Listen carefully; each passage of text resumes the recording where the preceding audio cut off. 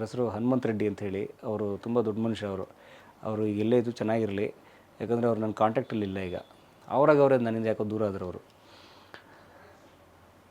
Covid ಬರುವ 6 ತಿಂಗಳ ಮೊದಲು ಅವ್ರು ನಂಗೆ ಸಿಗ್ತಾರೆ. ಸಿಕ್ಕು ಒಂದು ಮಾತು ಹೇಳ್ತಾರೆ. ನಾವು ಒಂದು ವರ್ಕ್ಶಾಪ್ ಮಾಡಿದ್ವಿ, ಆ ವರ್ಕ್ಶಾಪಲ್ಲಿ ಪರಿಚಯ ಆಗಿದ್ದರು. ಅವ್ರು ನನಗೇನು ವಯಸ್ಸಲ್ಲೂ ದೊಡ್ಡವರು, ಬುದ್ಧಿಲೂ ದೊಡ್ಡವರು ಅವರು. ಹಾಗಾಗಿ ಅವರು ನನ್ನ ಗುರುಗಳೇ ಅಂತ ಕರಿತಿದ್ರು. ಯಾಕಂದ್ರೆ ನಾನು ಒಂದು 3-4 ದಿನ ಆ್ಯಕ್ಟಿಂಗ್ ಕ್ಲಾಸಸ್ ಏನೋ ಮಾಡ್ತಿದ್ವಿ ನಾವು. ಗುರುಗಳೇ ರೀ ಹಂಗೆಲ್ಲ ಅನ್ಬೇಡ್ರಿ ರೀ, ಸುಮ್ಮನೆ ಪರಮೇಶ್ ನೀವು ನಮ್ಮ ಪಾಠ ಹೇಳಿದ್ವಿ ಏನೋ ಅವ್ರಿಗೊಂಥರ ಅಭಿಮಾನ ಅವ್ರಿಗೆ. ಅವ್ರು ಬಂದು, ಸರ್ ನೀವು ಯೂಟ್ಯೂಬಲ್ಲಿ ವೀಡಿಯೋ ಹಾಕ್ತಿರ್ತೀರಲ್ಲ, ವೀಡಿಯೋ ಹಾಕೋದು ವಾಟ್ಸಪ್ಪಲ್ಲಿ ಎಲ್ರಿಗೂ ಶೇರ್ ಮಾಡೋದು ಲಿಂಕ್, ಅದೊಂದು 100 ಜನ 20 ಜನ ಹಿಂಗೆಲ್ಲ ನೋಡೋರು ಅದನ್ನ. ಅವರು, ಸರ್ ಚೆನ್ನಾಗಿ ಬರ್ತಾ ಇದೆ, ನೀವು ನಿಮ್ದು ಒಂಚೂರು ಪಾಸ್ವರ್ಡ್ ಗೀಸ್ವರ್ಡ್ ಕೊಟ್ಟು ದುಡ್ಡು ಗಿಟ್ಟು ಬಂದರೆ ನೋಡ್ತೀನಿ ಅಂದರು. ನಾನು, ಹೌದಾ ದುಡ್ಡೆಲ್ಲ ಬರುತ್ತೆ ಇದಕ್ಕೆ ಅಂತ. ರೀ ಬರುತ್ತೆ ಕೊಡ್ರಿ ಅಂತ ಕೊಟ್ಟೆ. ಅವ್ರು ನೋಡ್ಬಿಟ್ಟು, ವಾವ್ ಕಂಗ್ರಾಚುಲೇಷನ್, 8,000 ರೂಪಾಯಿ ದುಡ್ಡಿದೆ ನಿಮ್ಮ ಅಕೌಂಟಲ್ಲಿ ಅಂದರು. 8,000 ರೂಪಾಯಿ ಇದೆ ಅಂದರು. ಕೊಡಿ ನಾನು ತುಂಬ ದೊಡ್ಡ ಅಮೌಂಟ್ ನನಗೆ 2019 ಆಸ್ಪಾಸ್ನಲ್ಲಿ. ಅದಕ್ಕೆ ಬರುತ್ತೆ, ಅದಕ್ಕೆ ನಾವು ಹಾಕಬೇಕು ಪಾಸ್ವರ್ಡು, ಅಡ್ರೆಸ್ ವೆರಿಫಿಕೇಷನ್. ಇದೆಲ್ಲ ಡ್ರೋನ್ ಸರ್, ಸುಮ್ಮನೆ ರೀ ಸರ್, ಹಂಗೆಲ್ಲ ಆಗಲ್ಲ ಅಂತ ನಾನು. ಅದಾಯಿತು. ಅವರು ಹುಡ್ಕೊಂಬಂದು ಜಯನಗರ ನ್ಯಾಷನಲ್ ಕಾಲೇಜ್ ನಂಗೆ ತುಂಬ ನೆನಪಿದೆ. ಸಂಜೆ 6-6:30 ನಮ್ಮ ನಾಟಕದ ರಿಹರ್ಸಲ್ ಇತ್ತು ಅವತ್ತು. ಶೋ ಒಂದು 3-4 ದಿನ ಬಿಟ್ಟು ರಿಹರ್ಸಲ್ ಇತ್ತು. 6-6:30ಗೆ ರಿಹರ್ಸಲ್ಲು. ಒಂದು ಅರ್ಧ ಗಂಟೆ ಮುಂಚೆ ಬರ್ತೀನಿ ಅಂದರೆ ಅವ್ರ ಕಂಪ್ನಿಯಿಂದ ಡೈರೆಕ್ಟಾಗಿ ಬಂದಿರೆ ವಿತ್ IT ಇಂಜಿನಿಯರ್ ಡ್ರೆಸ್ ಹಾಕ್ಕೊಂಡು. ಆಗ ಇದರಲ್ಲಿ ಬರಮ್ ನೋಡಿ 8,000 ರೂಪಾಯಿ ದುಡ್ಡಿದೆ, ನೀವು ಮಾಡಿ ವೀಡಿಯೋಸ್ ಮಾಡಿ ಇದು ಕ್ಲಿಕ್ ಆಗ್ಬಿಡ್ತೀರ ಹಂಗೆ ಹಿಂಗೆ ಅಂತ. ಏನು ಹೇಳ್ತಾರೆ, ಯಾಕೆ ನಮ್ಗೆ ಇಲ್ಲಿ ಡಾಕ್ಯುಮೆಂಟ್ರಿ ಸ್ವಲ್ಪ ದುಡ್ಡು ಕಾಸು ಬರುತ್ತಲ್ಲ, ನಮಗೊಂದು ಅಹಂಕಾರ ನಮಗೆ. ಏನು ಹೇಳ್ತೀರಿ ರೆಡ್ಡಿ ಅವರೇ ಬಿಡಿ ಹಾಗೆ ಹೀಗೆ ಅಂತ. ಅವರಿಲ್ಲ ಹಂಗೆ ಹಿಂಗೆ ಅಂತಂದ್ರೆ ಆಯ್ತು ಸರಿ ಬಿಡಿ ನೋಡ್ತೀನಿ ಅಂದ್ಬಿಟ್ಟು ಸೀರಿಯಸ್ ಆಗಿ ತಗೊಂಡಿಲ್ಲ. ಅವ್ರು ಹೊಟ್ಟೋದ್ರು ಪಾಪ. ಅವರೇ ನೋಡಿ, ನಮಗೆ ಗೊತ್ತೇ ಇಲ್ಲ ಅದು. ಅವ್ರಿಗೆ ಹುಡ್ಕೊಂಬಂದು ಏನೋ 1-2 ಅಕ್ಷರ ಹೇಳ್ಕೊಟ್ಟಿದ್ವಿ ಅನ್ನೋ ಗೌರವಕ್ಕೆ ಹೇಳೋಗಿದ್ದಾರೆ. ಅದಾದ್ಮೇಲೆ ಹೊಡಿತು ಬಿಡಿ ಕೋವಿಡ್. ನಮಗೆ ಕೋವಿಡ್ ಹೊಡಿತು. ಅವಾಗ ಬೇರೆ ದಾರಿ ಇಲ್ಲದೆ ಮನೇಲಿ ಕೂತ್ವಿ ನಾವು. ನಾಟಕ ಸಿನಿಮಾದವರು ಫಸ್ಟ್ ಕ್ಲೋಸ್ ಆಗಿದ್ದೆ ಜನ ಸೇರಬಾರ್ದು ಅಂತ. ಸೊ ಆಬ್ವಿಯಸ್ಲಿ ನಾಟಕ ಕಟ್ಟು, ಡಾಕ್ಯುಮೆಂಟ್ರೀಸ್ ಯಾರು ಕರೀತಾ ಇಲ್ಲ, ಕಂಪ್ನಿಗಳೇ ಮುಚ್ಚೋದ್ವು, ಹೊರಗಡೆನೇ ಹೋಗಂಗಿಲ್ಲಲ್ಲ. ಅವಾಗ ಅವಾಗ ನನ್ನ ಪತ್ನಿ, ನನ್ನ 2ನೇ ಮಗಳು, ನನ್ನ 2ನೇ ಮಗು, ನಮ್ಮ ಗೌರಿ ಹುಟ್ಟಿದ ದಿನ ಜನತಾ ಕರ್ಫ್ಯೂ ಇತ್ತಲ್ಲ, ಮಾರ್ಚ್ 22, ಜನ ಎಲ್ಲ ತಟ್ಟೆ ಚೊಂಬಲ್ ಹೊಡಿತಿದ್ರಲ್ಲ, ಆ ದಿನ ನನ್ನ ಮಗಳು ಹುಟ್ಟಿದ್ದು. ಅವತ್ತು ನನಗೆ ತುಂಬ ಭಯಂಕರ ನೋವಿನ ದಿನ ಅದು. ನನ್ನ ಮಗಳು ಹುಟ್ಟಿದ ದಿನ ಭಯಂಕರ ನೋವಿನ ದಿನ ಅದು. ಯಾಕಂದರೆ ಅವ್ಳು ಡಿಸೈಡ್ ಮಾಡ್ಸೋಕ್ಕಂಥ ಕಾಸಿರಲಿಲ್ಲ ನನಗೆ. ಡಿಸ್ಚಾರ್ಜ್ ಹಿಂಗೋ ಮಾಡ್ಬೋದು, ನನ್ನ ಭಾವನೋ ಯಾರೋ ಸ್ವಲ್ಪ ಸಹಾಯ ಮಾಡ್ಬೋದು, ಇಲ್ಲಿಂದ ಹೋಗ್ಬೋದು. ಆದರೆ ಅದಾದ ಮೇಲೇನು ಬಾಡಿಗೆ ಹೆಂಗೆ ಕಟ್ಟೋದು? 12,500 ರೂಪಾಯಿ ಬಾಡಿಗೆ. ಓನರ್ ಒಳ್ಳೆಯರಿದ್ದರು, ಅವರು ನಮ್ಮ ಸಿನಿಮಾಗೆ ಸಂಬಂಧಪಟ್ಟವ್ರು, ಆಶ್ಲೆ ಅಂತ. ಬಟ್ 1 ತಿಂಗಳು 2 ತಿಂಗಳು ತಡಿಬೋದು. ಆಮೇಲೇನು ಆಯ್ತು, ಇವ್ರು ಕಟ್ಕೊಂಡು ಏನು ಮಾಡೋದು? ಅವತ್ತು ಈ TV ಅವರಿಗೆ ಎಷ್ಟು ಚೆನ್ನಾಗಿ ಹೇಳ್ತಿದ್ರು ಅಂದರೆ, ಇನ್ನಾಗಲ್ಲ, ಇನ್ನು ಜಗತ್ತೇ ಮುಳುಗೋಯ್ತು, ಹಾಗೆ ಹಿಂಗೆ ಅಂತೆಲ್ಲ ಸುದ್ದಿ ಹಬ್ಸೋರು ಅವರು. ಕೋವಿಡ್ ಬಂದು ಜನ ಎಲ್ಲ ಸಾಯ್ತಿದ್ದಾರೆ ಅಂತೆಲ್ಲ. ಸೊ ನಾವೇನು ಮಾಡೋದು ಅಂತ ಯೋಚನೆ ಮಾಡಿದಾಗ, ಅವಾಗ ನೋಡಿ ನನ್ನ ಪತ್ನಿಯ ದೊಡ್ಡತನ ಅದು. ಅವಳೇ ಹೇಳಿದ್ದು, ಏನಾದ್ರು ಮನೇಲಿ ಕೂತು ಏನಾದ್ರು ಮಾಡ್ಬೋದು ನೋಡಿ, ಟ್ರೈ ಮಾಡಿ ಹಾಗೆ ಹೀಗೆ ಅಂತ. Then we thought of doing some videos like ಮನೇಲೇ ಕೂತು. ನಮ್ಗೆ ಸಾಹಿತ್ಯ ಎಲ್ಲ ಸ್ವಲ್ಪ ಗೊತ್ತು ನಮಗೆ. ಸೊ ಆವಾಗ ನಾವು ಶಿವರಾಮ್ ಕಾರಂತರ ಬಗ್ಗೆ ಒಂದು ವಿಡಿಯೋ ಮಾಡಿದ್ವಿ ಮನೇಲಿ ಕೂತು. ಅದಾದಮೇಲೆ ಮಾಸ್ತಿ ವೆಂಕಟೇಶ್ ಅಯ್ಯಂಗಾರ್ ಅವ್ರ ಬಗ್ಗೆ ಒಂದಷ್ಟು ಈ ಥರದ್ದೆಲ್ಲ ಟ್ರೈ ಮಾಡ್ತೀವಿ ಪುಟ್ಟದು. ಆವಾಗ ಮತ್ತೆ ನಮ್ಮ ರೆಡ್ಡಿ ಫೋನ್ ಮಾಡೋದು. ಅವಾಗ, ಸರ್ ಈ ವಿಡಿಯೋ ಚೆನ್ನಾಗಿ ಹೋಗ್ತಾಯಿದೆ ನೋಡಿ, ಕೋವಿಡಲ್ಲಿ ಜನ ನೋಡ್ತಾ ಇದ್ದಾರೆ ಸರ್, ಇನ್ನೊಂಚೂರು ಬೇರೆ ಮಾಡಿ ಅಂತ.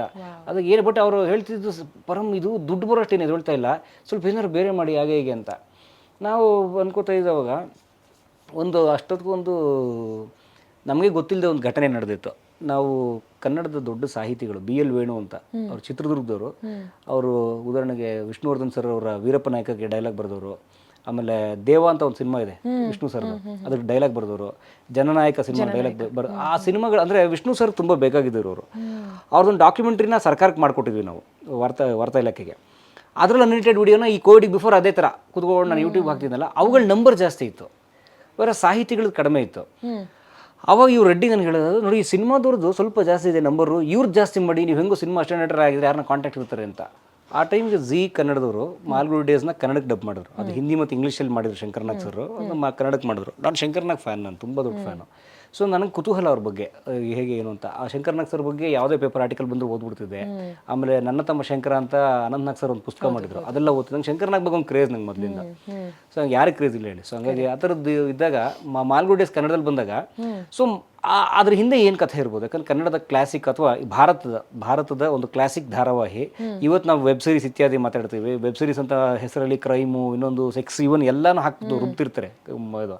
ಬಟ್ ಪ್ಯೂರ್ ಕಂಟೆಂಟ್ ಒಂದು ನಮ್ಮ R.K. ನಾರಾಯಣ ಅವರ ಒಂದು ಕಥೆಗಳ ಸಂಗ್ರಹನ ಇಟ್ಕೊಂಡು ಅದ್ಭುತವಾಗಿ, ಯಾವುದೋ ವಲ್ಗ್ಯಾರಿಟಿ ಇಲ್ಲದೆ, not even single A certificate scene ಇಲ್ಲದೆ ಅದ್ಭುತವಾಗಿ ಮಾಡಿ ಶಂಕರ್ನಾಗು. ಇವತ್ತಿಗೂ ನಾವು ನೋಡ್ತೀವಲ್ಲ 35 ವರ್ಷದಿಂದ ಹೆಂಗೆ ಕ್ರಿಯೇಟ್ ಮಾಡಿರ್ಬೋದು ಅದನ್ನು ಮನುಷ್ಯ ಅಂತೇಳಿ, ಅದ್ರ ಬಗ್ಗೆ ಕೇಳೋಣ ಯಾರನ್ನ ಅಂತ ಅಂದ್ಕೊಂಡಾಗ, ಅವಾಗ ನಾವು ತುಂಬ ಚಿಕ್ಕವರು. ಅವಾಗ ನಮ್ಮ ರೆಡ್ಡಿಯವ್ರು ಹೇಳಿದ್ದ ಅಂದರೆ ಕಂಟೆಂಟ್ ಐಡಿಯಾ ನಂದು, ಅವ್ರು ಹೇಳಿದ ಸಿನಿಮಾದವ್ರು ಮಾಡಿ ನಂಬರ್ಸ್ ಜಾಸ್ತಿ ಬರುತ್ತೆ ಅಂತ. ಸೊ ಅವಾಗ ಆಯಿತು, ಸಿನಿಮಾದಂದ್ರೆ ಮಾಲ್ಗುಡಿ ಡೇಸ್ ಹಿಂದಿನ ಕಥೆಗಳು ಕೇಳೋಣ, ಶಂಕರ್ನಾಗ್ ಒಡನಾಡಿಗಳು ಮಾತಾಡ್ಸೋಣ ಅಂತ. ಬಟ್ ನಮ್ದು ಅವಾಗ ಚಿಕ್ಕ ಚಾನಲ್ಲು, ಕರೆಕ್ಟಾಗಿ 8,000 ಸಬ್ಸ್ಕ್ರೈಬರ್ಸು, ಒಂದು ಸಣ್ಣ ಆ ಥರದ್ದು ಬೇರೆ ವಿಡಿಯೋಗಳು ಮಾಡಿದ್ವಿ. ಅವಾಗ ಆಯ್ತು ಬೇರೆ ದಾರಿ ಇಲ್ವಲ್ಲ ಮಾಡೋಣ ಅಂತೇಳಿ ನಾನು ಒಂದು ಸಿನಿಮಾದಲ್ಲಿ ಆ್ಯಕ್ಟ್ ಮಾಡಿದ್ದೆ, ಎಳೆಯರು ನಾವು ಗೆಳೆಯರು ಅಂತ, ಅದು ಮಕ್ಕಳ ಸಿನಿಮಾದಲ್ಲಿ ಒಂದು ಪಾತ್ರ ಮಾಡಿದ್ದೆ. ಅಲ್ಲಿ ಸಾವಂತ್ ಸರ್ ಅಂತ ಒಬ್ಬರಿದ್ರು, ಸಾವಂತ್ ಅಂತ, ಅವರು ಅದಕ್ಕೆ ಅಸೋಸಿಯೇಟ್ ಡೈರೆಕ್ಟ್ರು, ಹಿರಿಯರು, ಅವ್ರಿಗೊಂದು ವಯಸ್ಸು 60 ಆಗಿದೆ, ಈಗ 60 ದಾಟಿದೆ. ಅವ್ರು ಯಾವಾಗಲೂ ಬ್ರೇಕಲ್ಲಿ ಟೀ ಕುಡಿದಾಗೆಲ್ಲ ನಾನು ಶಂಕರ್ನಾಗ್ ಜೊತೆ ಇದ್ದೆ ಗೊತ್ತಾ, ನಾನು ಶಂಕರ್ನಾಗ್ ಜೊತೆ ಇದ್ದೆ ಗೊತ್ತಾ ಹೇಳ್ತಿರೋರು. ನಾವು ಹೌದು ಸರ್ ಅಂತೆಲ್ಲ ಕುತ್ಕೊಂಡು ಕೇಳ್ತಿದ್ವಿ. ಅವ್ರು ಮಾತಾಡಿಸ್ಬೋದಲ್ಲ ಅಂತ ಅಂದ್ಬಿಟ್ಟು ಅವ್ರು ಫೋನ್ ಮಾಡಿದೆ ನಾನು, ಸರ್ ಅದು ಹಿಂಗೆ ಒಂದು ಇಂಟರ್ವ್ಯೂ ಕೊಡಿ ಅಂತ. ಬಹುಶಃ ದೇವ್ರು ತೋರಿಸಿದ ದಾರಿ ನಮಗದು. ಆಮೇಲೆ ತುಂಬ ಜನ ಅಂತಾರೆ ನೀವು ಅನ್ಟಚ್ಡ್ ಜನನ ಇಂಟರ್ವ್ಯೂ ಮಾಡಿದಂತ. ನಾವು ಪ್ಲ್ಯಾನ್ ಮಾಡಿಲ್ಲ, ನಮ್ಮ ಅನಿವಾರ್ಯತೆಗೆ ಮಾಡಿರೋದು ನಾವು ಅದನ್ನು. ಸಾವಂತ್ ಅವ್ರು ಕರೆ ಮಾಡಿ ಸರ್ ನಿಮ್ಮ ಇಂಟರ್ವ್ಯೂ ಅಂದರೆ ಅವ್ರು ಫಸ್ಟ್ ಖುಷಿ ಪಟ್ಟರು. ಹೇ ನಾನು ಇಂಟರ್ವ್ಯೂ ಯಾರು ಮಾಡಿಲ್ಲ, ಬಾ ಮಾತಾಡು, ಕೋವಿಡ್ ಮನೇಲಿದ್ದರು, ಬಾ ಮಾತಾಡು ಅಂತ. ಸೊ ನಾನೇ ಕ್ಯಾಮ್ರಾಮನ್ನು ಸೀದಾ ಹೋದೆ. ಅವರು ಒಂದು ಕಡೆಗೆ ಬಂದರು, ಅವರು ಸಾವಂತ್ ಸರ್ ಕೂತ್ಕೊಂಡು, ಸರ್ ಹೇಳಿ. ಅವ್ರು ಅದಕ್ಕೆ ಮಾಲ್ಗುಡಿ ಡೇಸ್ಗೆ, ಇವತ್ತು ಅವ್ರ ಅಸೋಸಿಯೇಟು, ಬಟ್ ಮಾಲ್ಗುಡಿ ಡೇಸ್ಗೆ ಕಾಸ್ಟ್ಯೂಮ್ ಅಸಿಸ್ಟೆಂಟ್ ಅವರು. 30 ವರ್ಷದ ಹಿಂದೆ ಮಾಲ್ಗುಡಿ ಡೇಸ್ ಕಾಸ್ಟ್ಯೂಮರ್ ಕಾಸ್ಟ್ಯೂಮರು ಇವರು ಅರುಂಧತಿ ಮೇಡಮ್ಮು, ಸುಂದರ್ಶ್ರೀ. ಓಕೆ, ಬಟ್ ಅದಕ್ಕೆ ಇವ್ರು ಕಾಸ್ಟ್ಯೂಮ್ ಅಸಿಸ್ಟೆಂಟು, ಅದು ಹೋಗಿ ಹೊಲ್ಸ್ಕೊಂಬರೋದು, ಇನ್ನೊಂದು ಮಾಡೋದು ಥರ ಈ ಥರದ್ದು ಅಸಿಸ್ಟೆಂಟು, ಬಟ್ ಸೆಟ್ಟಲ್ಲಿ ಇರ್ತಾರಲ್ಲ. ಸೊ ಅವರು ಶಂಕರ್ನಾಗ್ ತುಂಬ ರೋಚಕವಾಗಿ ಮಾತಾಡಿದರು. ಅರ್ಧ ಗಂಟೆ ಇಂಟರ್ವ್ಯೂ ತಂದೆ. ನಂಗೆ 10-10:30 ಸಿಕ್ಕರು ಸರ್. ಒಂದು ಅರ್ಧ ಗಂಟೆಲಿ ಮುಗೀತು, ಹೋಗಕ್ಕೆ ಬರೋಕ್ಕೆ ಒಂದು 20 ನಿಮಿಷ ಆಯಿತು, ಎಲ್ಲ ಆಯಿತು. ಒಂದು 2 ಅವರ್ಸು ತೊಗೊಂಬಂದೆ ಮನೆಗೆ. ಕೋವಿಡಿಗೆ ಮುಂಚೆ ನಾನು ಮಾಡಿದ ದೊಡ್ಡ ಪುಣ್ಯದ ಕೆಲಸ ಏನು ಅಂದರೆ, ದೇವ್ರು ನನ್ನ ಕೈಗೆ ಒಂದು ಎಡಿಟಿಂಗ್ ಮಿಷಿನು, ಒಂದು ಕ್ಯಾಮ್ರಾ ಕೊಟ್ಟಿದ್ದ. ಇಟ್ಕೋ ಮಗನೇ, ಹಾಳಾಗೋಗ್ತೀಯ ಮುಂದೆ ನೀನು, ಇದೊಂದು ಇಟ್ಕೋ, ಬದುಕಿದ್ರೆ ಇವೆರಡರಲ್ಲಿ ಬದುಕು, ಇಲ್ಲ ಹಾಳಾಗೋಗು ಅಂತ ಕೊಟ್ಟಿದ್ದ. ಅವೆರಡರಲ್ಲಿ ನಾನು ಬದುಕಬೇಕು, ಇಲ್ಲಾಂದರೆ ಮುಗೀತು ನನ್ನ ಲೈಫು ಅಂತ. ಕ್ಯಾಮ್ರಾ ಇತ್ತು ನಂತರ 5D Mark III. ಸೊ ಅದೇನು ಟಚ್ ಸ್ಕ್ರೀನ್ ಏನಲ್ಲ, ಅದು ಆಟೋ ಫೋಕಸ್ ಇಲ್ಲ ಅದಕ್ಕೆ. ಸೊ ಅದೊಂದು, ಮತ್ತು ಒಂದು ಎಡಿಟಿಂಗ್ ಮಿಷಿನ್, 2 ಇತ್ತು ನನ್ನ ಹತ್ರ. ನಾನೇ ಹೋದೆ, ಶೂಟ್ ಮಾಡಿದೆ, ತಂದೆ, ಎಡಿಟ್ ಮಾಡಿದೆ. ಬಹುಶಃ ಮಧ್ಯಾಹ್ನ 2 ಗಂಟೆಗೆ ಇರಬೇಕು, ಅದನ್ನು ಹಾಕಿದೆ. It started going viral. ತುಂಬ ಚೆನ್ನಾಗಿ ಹೋಯ್ತು. ಬಹುಶಃ ಒಂದು ನಾವು ಹಾಕಿದ್ರೆ ವೀಡಿಯೋಸ್ ಎಷ್ಟು ನೋಡಿ ಗೊತ್ತಾ, ನಾನು ನನ್ನ ಹೆಂಡ್ತಿದ್ದು ಒಂದು ತಮಾಷೆ ಯಾವಾಗಲೂ ಮಾಡ್ತಿರ್ತಿದ್ವಿ ನಾವು. ಕೋವಿಡಿಗೆ ಬಿಫೋರ್ ನಮ್ಗೆ ಇದು ಆಟ ತಾನೆ ಯೂಟ್ಯೂಬ್ ಅನ್ನೋದು, ಸುಮ್ಮನೆ ಹಾಕೋದು. ಇವತ್ತು ಈಗ ಶಿವರಾಮ್ ಕಾರಂತರ ವೀಡಿಯೋ ಮಾಡಿ ಹಾಕ್ಬಿಡೋದು, ಶಿವರಾಮ್ ಕಾರಂತರ ಲೈಫ್ ಹೆಂಗಿತ್ತು ಅಂತ ನಾನೇ ಮಾತಾಡ್ಬಿಡೋದು, ಆಕೆ ಸ್ಕ್ರಿಪ್ಟ್ ಬರ್ಕೊಡೋದು, ಆಮೇಲೆ ಆಕೆನೇ ಕ್ಯಾಮ್ರಾ ಶೂಟ್ ಮಾಡೋದು, ನಾನು ಮಾತಾಡೋದು ಈಗ ಆನ್ ಸ್ಕ್ರೀನ್, ಆ ಥರದ್ದೆಲ್ಲ. ಇವತ್ತು 5 ಜನ ನೋಡ್ಬಿಟ್ರು, 5 ಜನ ನೋಡ್ಬಿಟ್ರು ಇವತ್ತು. ಅಯ್ಯೋ ನಿನ್ನೆ ಹಾಕಿದ 10 ಜನ ನೋಡ್ಬಿಟ್ಟಿದ್ದಾರೆ, ಅಯ್ಯೋ 20 ಜನ ನೋಡ್ಬಿಟ್ರು, ಹಿಂಗೆ ಮಾತಾಡ್ತಿದ್ವಿ. ಬಟ್ ಹಾಕ್ದಾಗ ಅದ್ರ ಜೊತೆಗೆ ಉದಾಹರಣೆಗೆ ನಮ್ಮ ಮಸ್ತ್ ಮಗ ಅಮರ್ ಪ್ರಸಾದ್ ಅವರು ಇದ್ರು, ಅವ್ರು ನಮಗಿಂತ ಮೊದಲೇ ಇದ್ರು. ಅವ್ರಿಗೆ ಅವಾಗ ಲಕ್ಷಗಟ್ಟಲೆ ವ್ಯೂ ಬರೋದು ಅವ್ರಿಗೆ. ನಾವು ಅದನ್ನು ನೋಡೋದು, ಏನು ಲಕ್ಷಗಟ್ಟಲೆ ವ್ಯೂ ಬರುತ್ತಿದ್ವು, ಅಬ್ಬಾ ಹಿಂಗಿರ್ಬೇಕು ಒಂದು ಚಾನಲ್ಲು, ಹಂಗಿರ್ಬೇಕು ಒಂದು ಚಾನಲ್ಲು, ಹೆಂಗೆ ಬರುತ್ತೆ. ಫ್ರಾಂಕ್ಲಿ ಸ್ಪೀಕಿಂಗ್, ಅಮರ್ ಪ್ರಸಾದ್ ಅವ್ರಿಗೆ ಕ್ಷಮೆ ಕೇಳಿ ಹೇಳ್ತೀನಿ, ಇದು ನಿಜಾನ ಅಂತೆಲ್ಲ ಮಾತಾಡ್ತಿದ್ವಿ ನಾವು. ಹಿಂಗೆಲ್ಲ ಆಗುತ್ತಾ, ಹಿಂಗೆಲ್ಲ ಲಕ್ಷಗಟ್ಟಲೆ ವ್ಯೂ ಬರುತ್ತಾ ಅಂತೆಲ್ಲ ನಾವು. ಆವಾಗ ಅದು ಹಾಕಿದ್ವಿ. ನಿಮ್ಗೆ ನೋಡ್ಕೊಳ್ಳಿ, ನೀವು ನಿಮ್ಗೆ ₹1 ಬರದೇ ಇದ್ದಾಗ, ಅಥವಾ ಒಂದು ವ್ಯೂನು ಅಥವಾ ಒಂದು 5-10 ವ್ಯೂನು ನೋಡ್ತಿದ್ದವ್ರು ನಿಮಗೆ ಇದ್ದಕ್ಕಿದ್ದಂಗೆ ಅದೊಂದು 30-40 ಸಾವಿರ ಹೋದರೆ ಕರೆಕ್ಟ್, ತುಂಬ ಚೆನ್ನಾಗಿ ಹೋಗ್ಬಿಡ್ತದ್ದು. ಸೊ ಚೆನ್ನಾಗಾಯ್ತದು. ಸೊ ಚೆನ್ನಾಗಾಯಿತು. ಸಾವಂತ್ ಅವರೇ ಖುಷಿ ಆಗ್ಬಿಟ್ರು, ಫೋನ್ ಮಾಡಿ, ಪರಾಮ್ ಫುಲ್ ಫೇಮಸ್ ಮಾಡಾಕ್ಬಿಟ್ಟೆ. ನಾನು ಕೋವಿಡ್ ಅಲ್ವಾ, ಸೊ ತುಂಬ ಜನ ನೋಡ್ಬಿಟ್ಟಿದ್ದಾರೆ, ಮನೇಲಿದ್ದಾರೆ ಎಲ್ಲರೂ. ಆಮೇಲೆ ಫ್ರಾಂಕ್ಲಿ ಸ್ಪೀಕಿಂಗ್ ಆ ಕಂಟೆಂಟ್ ಹೊಸದು ಯೂಟ್ಯೂಬ್ಗೆ. ಒಬ್ಬ ಶಂಕರ್ನಾಗ್ ಜೊತೆ ಇದ್ದ ಒಬ್ಬ ಲಾಸ್ಟ್ ಪರ್ಸನ್ನು ಅವ್ರು ಬಂದು ಶಂಕರ್ನಾಗ್ ಬಗ್ಗೆ ಮಾತಾಡಿದ್ರೆ ತುಂಬ ಚೆನ್ನಾಗಾಗೋಯ್ತದು. ಸೊ ಅದು ವರ್ಕ್ ಆಗೋಯ್ತು, ಪರಾಮ್ ಎಲ್ಲ ಮಾಡ್ತಾರೆ. ರಮೇಶ್ ಭಟ್ ಫೋನ್ ಮಾಡಿದ್ರಪ್ಪ, ಗೊತ್ತಾ ನಿಂಗೆ ಅಂದರು. ನಾನು ನನ್ನ ಬುದ್ಧಿ, ಸರ್ ರಮೇಶ್ ಭಟ್ ಒಂದು ಎಂಟ್ರಿ ಕೊಡಿಸಿ ಸರ್, ನಿಂದ ಹೆಂಗೆ ಹೋಗ್ತದೆ, ಅವ್ರದ್ದು ಹೆಂಗೆ ಹೋಗ್ಬೋದು ಯೋಚನೆ ಮಾಡಿದ್ದೆ. ಅದಕ್ಕೇನಂತ ಪಟ್ ತೊಡೋದು. ರಮೇಶ್ ಭಟ್ ಏನಂದ್ರು ಗೊತ್ತಾ, ಬರಯಾ ಅಂದರು. ಸರ್ ನಿಮ್ದೊಂದು ಎಂಟ್ರಿ. ನಾನು ಕ್ಯಾಮ್ರಾ ಮುಂದೆ ಹೋಗಿ 2-3 ತಿಂಗಳಾಗೋಯ್ತು. ಬಾಬಾ ಪರವಾಗಿಲ್ಲ, ಅಟ್ಲೀಸ್ಟ್ ಈ ಕ್ಯಾಮ್ರಾ ಮುಂದೆ ಏನೋ ಬರ್ತೀನಿ. ಕೋವಿಡ್ ಬಂದರು, ಅದು ವೈರಲ್ ಆಯಿತು. ಮಾಸ್ಟರ್ ಮಂಜುನಾಥ್ ಸಿಕ್ಕರು, ಸುಂದರ್ಶ್ರೀ ಮೇಡಮ್ ಸಿಕ್ಕರು. ಆಮೇಲೆ ಈಗ ಜಗದೀಶ್ ಮಲ್ನಾಡ್, ಈಗ ಸೀರಿಯಲ್ ತುಂಬ ಬಿಸಿ ಅವರು. ಜಗದೀಶ್ ಮಲ್ನಾಡ್ ಸರ್ ಅದಕ್ಕೆ ಮ್ಯಾನೇಜರು. ಅವರು ಮಾಲ್ಗುಡಿ ಡೇಸ್ಗೆ ಹೆಂಗೆ ರೋಲರ್ ತರಿಸಿದ್ವಿ, ಹೆಂಗೆ 1000 ಜನನ ಸೇರಿಸಿ ಆ ಸ್ವಾತಂತ್ರ್ಯ ಹೋರಾಟದ ಸೀನ್ ಶೂಟ್ ಮಾಡಿದ್ವಿ. ಆಮೇಲೆ ಶಂಕರ್ನಾಗ್ ಹೆಂಗೆ ಆ್ಯಕ್ಚುಲಿ ಇಲ್ಲಿಂದ ಆಗೋಂಬೇಕು ಜನ ಕರ್ಸೋನು, ಈಗಿನೆಲ್ಲ ಅವ್ರು ಹೇಳೋದು. ಅವ್ರು ಹೋಗೋ ಬರೋ ಫ್ರೆಂಡ್ಸ್ ಅವರು ಈ ಥರ. ಸೊ ಹಂಗಾಗಿ ಅವ್ನು ಇದ್ದಾನಲ್ಲ ಶಂಕರ, ಅವ್ನು ಹೆಂಗೆ ಗೊತ್ತಾ, ಅವನು ಈಗ ಆಡ್ಬಿಟ್ಟು ಅಂತ ಅವನೇ ಸ್ಟ್ಯಾಂಡ್ ಹಿಂಗೆಲ್ಲ ಹೇಳಿದ್ರಲ್ಲ ಜನಕ್ಕೆ ಶಂಕರ್ ಕ್ರೇಜ್ ಬಂತು. ಸುಮಾರು ಒಂದು 30-40 ಎಪಿಸೋಡ್ ಮಾಡಿದ್ವಿ ನಾವು. ಅದ್ರಲ್ಲಿ ಆ್ಯಕ್ಟ್ ಮಾಡಿದ್ದಾರೆ ಒಬ್ಬರು ಆರ್ಟಿಸ್ಟು. ಈಗೆಲ್ಲ ಶುರು ಮಾಡಿ ನಮ್ಗೆ ದೊಡ್ಡವ್ರು ಯಾರು ಸಿಗಲೇ ಇಲ್ಲ. ಅರುಂಧತಿ ಮೇಡಮ್ ಟ್ರೈ ಮಾಡಿ ಸಿಕ್ಕಿಲ್ಲ ಅಂದರೆ ನಮಗೆ ಕ್ಲಾಸ್ 1 ಸಿಕ್ಕಲೇ ಇಲ್ಲ ನಮಗೆ. ನಾವು ನೆಕ್ಸ್ಟು ಅಂದರೆ ಅದಕ್ಕೆ ವರ್ಕ್ ಮಾಡಿದ ಬೇರೆ ಎಲ್ಲನೂ ಮಾಡಿದ್ವಿ ನಾವು. ಚೆನ್ನಾಗಾಯಿತು. ಆಮೇಲೆ ರಾಜ್ಕುಮಾರ್ದು ಒಂದು ಡಾಕ್ಯುಮೆಂಟ್ರಿ ಮಾಡಿದ್ದೆ. ರಾಜ್ಕುಮಾರ್ದು ಬರ್ತ್ಡೇ ಬಂತು. ರಾಜ್ಕುಮಾರ್ ಬರ್ತ್ಡೇ ಬಂದಾಗ ರಾಜ್ಕುಮಾರ್ ಅವ್ರ ಬರ್ತ್ಡೇಗೆ ಒಂದು ವಿಡಿಯೋ ಮಾಡಿಬಿಟ್ವಿ, ಅದು ಚೆನ್ನಾಗಿ ಹೋಯ್ತು. ಆಮೇಲೆ ಅದರ ಹಿಂದಿನ ದಿನ ಬೀಚಿ ಅವ್ರ ಬರ್ತ್ಡೇ ಬಂತು, ಅದೊಂದು ವಿಡಿಯೋ ಚೆನ್ನಾಗಿ ಹೋಯ್ತು.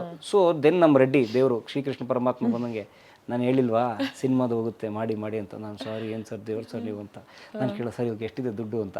ನಂಗೆ ಅದು ಗೊತ್ತೇ ಇಲ್ಲ. ಬ್ಯಾಕ್ ಎಂಡ್ ನೋಡಬೇಕು, ಡ್ಯಾಶ್ ಬೋರ್ಡ್ ಇತ್ಯಾದಿಲ್ಲ. 12,000 ಹಬ್ಬ, ಒಂದು ತಿಂಗಳು ಬಾಡಿಗೆ, ಹಬ್ಬ ಸೂಪರ್.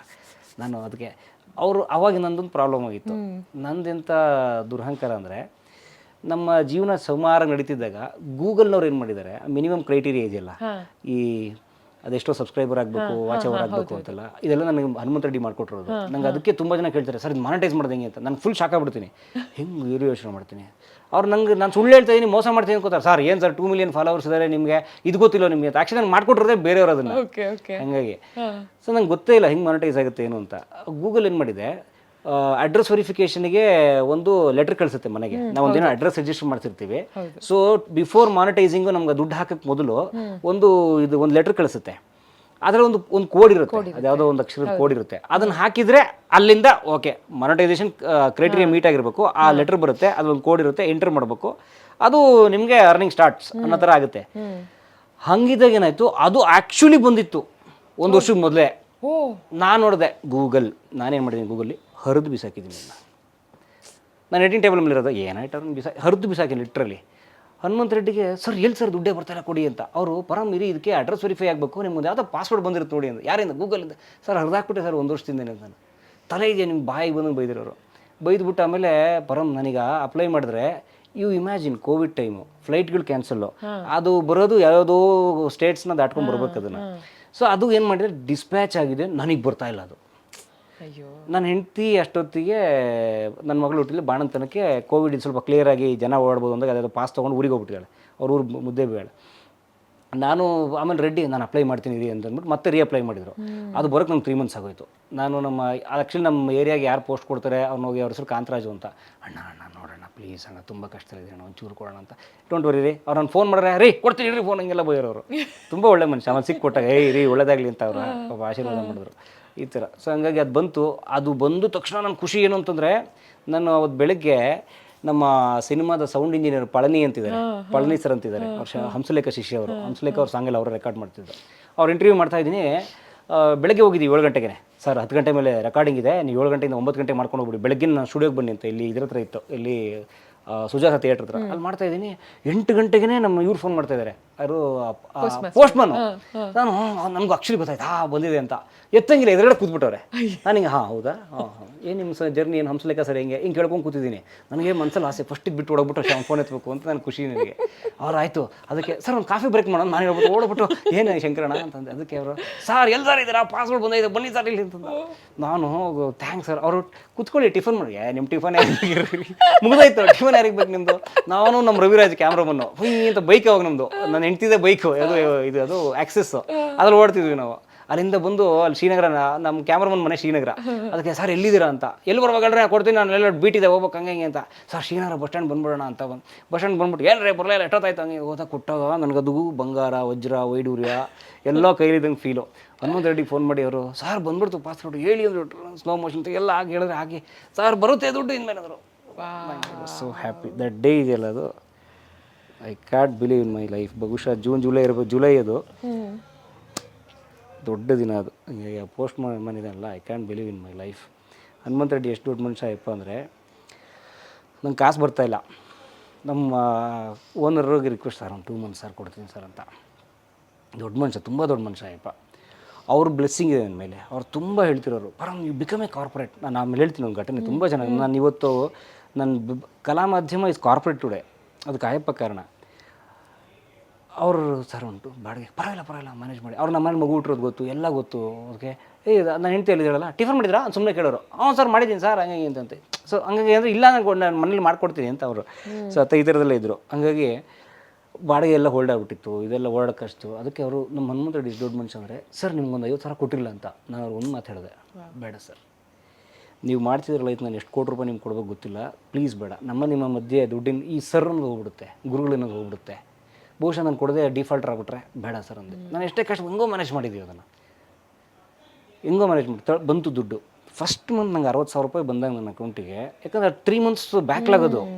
ನಾವು ಹೇಳ್ತವ್ರೆ ಪರಮ್ ಬಂದಿದೆ ನೋಡಿ 30,000 ಬಂದಿದೆ ಮಂತ್ ಅಕೌಂಟಿಗೆ ನಿಮಗೆ, ಪರಮ್ ನೋಡಿ 20,000 ಬಂದಿದೆ, 18,000 ಹೋದ ತಿಂಗಳು ಯಾಕೋ ಕಮ್ಮಿ ಆಗ್ಬಿಡ್ತು ನೋಡಿ, ಒಂಚೂರು ಪುಷ್ ಮಾಡಿ. ಅವ್ರು ಆ್ಯಕ್ಚುಲಿ ಹೆಂಗೆ ಗೊತ್ತಾ, ಬ್ಯಾಕ್ ಎಂಡಲ್ಲಿ ಒಂಥರ ಹಿಂದೆ ಕೂತ್ಕೊಂಡು ಅವ್ರು ಡೈರೆಕ್ಟ್ರ್ ಆ್ಯಕ್ಚುಲಿ ನಮ್ಮ ಇಡೀ ಪ್ರಾಜೆಕ್ಟಿಗೆ ಅವರು.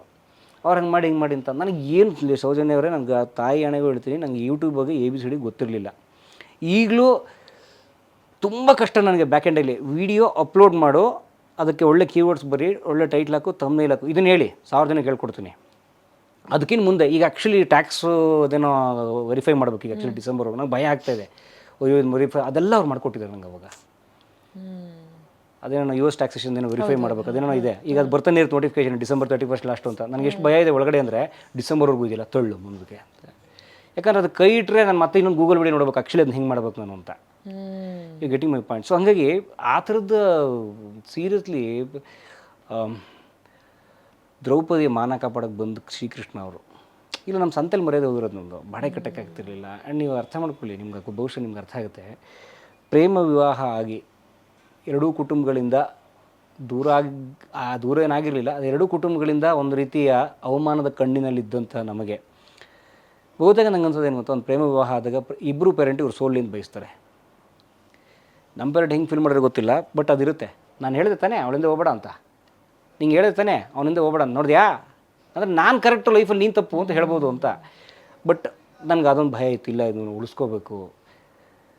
ನಾವು ಹೇಳಿದ್ವಿ ತಾನೇ, ನಮ್ಗೆ ಅದು ಮುಂಚೆ ಹೇಳೋರು ಅಲ್ಲಯ್ಯ ನನ್ನ ಹೆಂಡತಿ MA, ನೀನು MA ಓದೋಳು, ನೀನು ಏನು ದಡ್ರ ಥರ ಹಿಂಗೆ ಬದುಕ್ತಾ ಇದ್ದೀರಲ್ಲ, ಬೇಡ್ತಾ ಇದ್ದೀರಲ್ಲ ಹೀಗೆಲ್ಲ ಬೈಯೋರು. ಇಲ್ಲ ನಾವು ಈ ಕಲೆ ಅಂತ ಬಂದುಬಿಟ್ಟಿದ್ದೀವಿ ನಾವು, ವಾಪಸ್ ಹೋಗಲ್ಲ ನಾವು ಅಂತ. ಸೊ ಹಂಗಾಗಿ ಅದು ಬಂದಿದೆಯಲ್ಲ ನನಗೆ ಇವತ್ತಿಗೆ ದೇವರು ಕನ್ನಡಿಗರಿಗೆ ನನ್ನ ನಮಸ್ಕಾರ, ಯೂಟ್ಯೂಬ್ ಗೂಗಲಿಗೆ ನನ್ನ ನಮಸ್ಕಾರ. ಇವತ್ತು ಚೆನ್ನಾಗಿ ಸಾಕ್ತಿದ್ದಾರೆ. ಆದರೆ ಆ ಫಸ್ಟ್ ನನ್ನ ಕೈಗೆ 60,000 ರೂಪಾಯಿ ನನ್ನ ಕೈಗೆ ಬಂತಲ್ಲ, ಅದರ ಬೆಲೆ ಅಥವಾ ಅದರ ಮೌಲ್ಯ, the worth of it I can't measure. ನಂಗೆ ಅಷ್ಟು ಕಷ್ಟ ಆಯಿತು ಪ್ರತಿ ರೂಪಾಯಿ.